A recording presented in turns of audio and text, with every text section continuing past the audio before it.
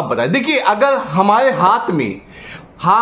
हाथ में वो भाग्यवान रेखाएं नहीं है जो हमें अमीर बना सकती हैं, जो हमारे जीवन के भौतिक सुख सारे प्रदान कर सकती हैं, तो हम क्या करें?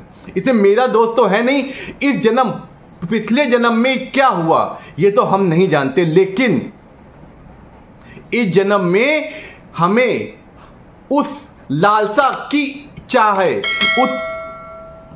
उस धनवान बनने की चाह है, तो हमें क्या करना चाहिए आज मैं इसके बारे में आपको बताऊंगा। क्योंकि देखिए ऐसा है कि व्यक्ति किस घर में जन्म लेगा इस पे उसका कोई कंट्रोल नहीं होता, लेकिन उसका विवाह कहां होगा, उससे कैसा साथी जुड़ेगा, इसमें उसका पूर्ण अधिकार होता है। तो हमें ऐसे वर को चुनना चाहिए और ऐसा जीवन साथी के साथ हमें अपना जीवन यापन करना चाहिए जिसके हाथ में ये शुभ रेखाएं और उसका हाथ ऐसा।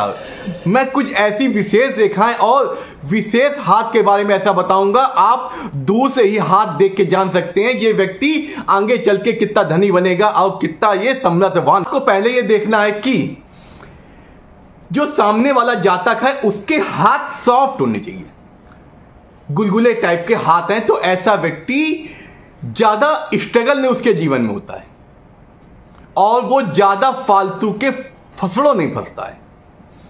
और उसके हाथ में जितनी कम रेखाएं, जो ये मेन रेखाएं होती हैं, जीवन रेखा, मस्तिष्क रेखा, हृदय रेखा, भाग रेखा और सूर्य रेखा, ये 5 रेखाएं जरूर होनी चाहिए।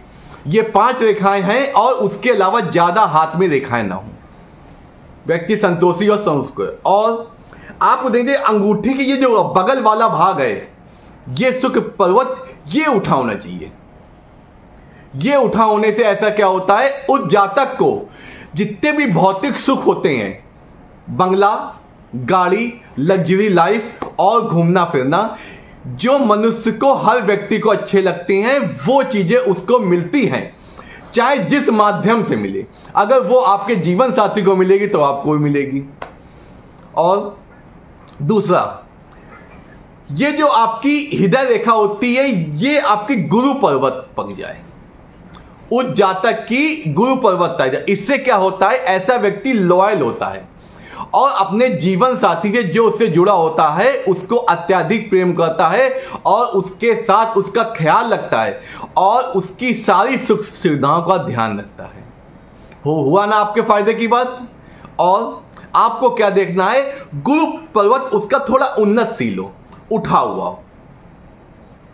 ऐसा व्यक्ति दिमागी होता है, बुद्धिजीवी होता है और अपने जीवन के उचित और अनुचित चीजों को समझता है।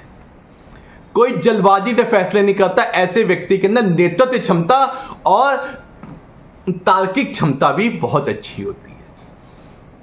उसके बाद हमें क्या देखना है, ये आपका बुध पर्वत है।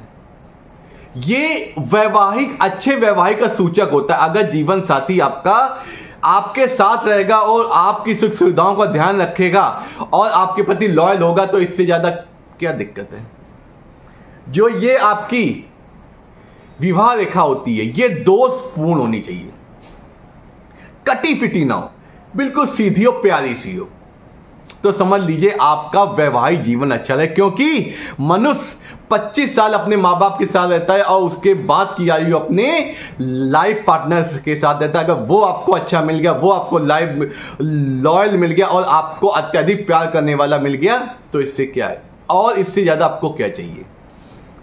इस प्रकार आप इन रेखाओं को देखकर, आप इन हाथ को देखकर, नॉर्मली हाथ जैसे आदमी ऐसे करे दिखे, ऐसे करे, आप देख के जान सकते हैं ये आपकी चतुरता होती है और समृद्धशीलता और आप कितने विवेकी हैं इस चीज को दर्शाता है। अगर आपने अपने मोह में पड़कर जल्दबाजी से ऐसे फैसले लिए और उसका हाथ भी बिल्कुल दोषपूर्ण और बहुत टाइट है, तो ऐसा व्यक्ति शादी के पहले तो आपसे बहुत मीठी मीठी बात करेगा, लेकिन उसके बाद में आपसे रूड व्यवहार होने लगेगा, आपके साथ उसकी ज्यादा अंडरस्टैंडिंग नहीं होगी और उसका जीवन भी संघर्षपूर्ण होगा। आप अपने दुखों से तो परेशान थे और फिर उसके दुखों से भी आप परेशान हो गए।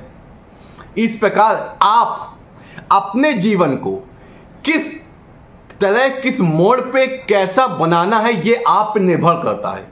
इसलिए इन सब चीजों का आपको ध्यान रखना बहुत आवश्यक है, क्योंकि ये जो हस्तरेखा होती है ये हमारे जीवन का ब्लूप्रिंट होते हैं, जैसा कि हमने बताया है।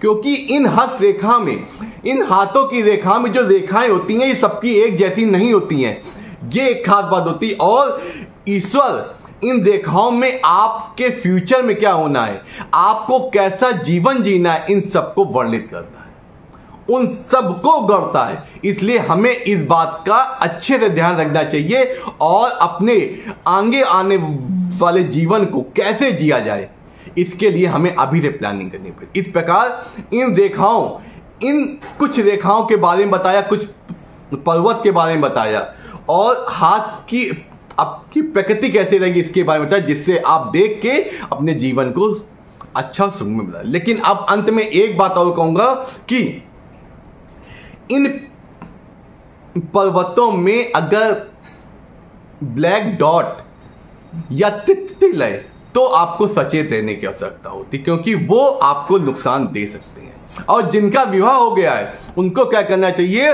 उनको शिव भक्ति करनी चाहिए कि जिससे उनके जीवन में अगर कोई परेशानी आ रही हो, शिवालय में जाके शिवलिंग का अभिषेक करके दोनों हाथों से शिव जी को से अपनी अशुभ रेखाएं मिटाने के लिए उनसे कहना चाहिए और शुभ रेखाएं, उन अशुभ रेखाओं को शुभ रेखाओं में बदलने के लिए उनसे आग्रह करना चाहिए, क्योंकि शिव जी हैं जो आपके सारे दुखों को दूर कर सकते हैं और आपका जीवन सुखमय और सुंदर बना सकते हैं। इसी प्रकार आप हमसे जुड़े रहिए, मैं आपको आपके जीवन से संबंधित और भी चीजें बताऊंगा जिससे किसी भी माध्यम से आपका जीवन सुंदर और सुखमय बने, क्योंकि हर व्यक्ति को सुख पाने का पूर्ण अधिकार होता है।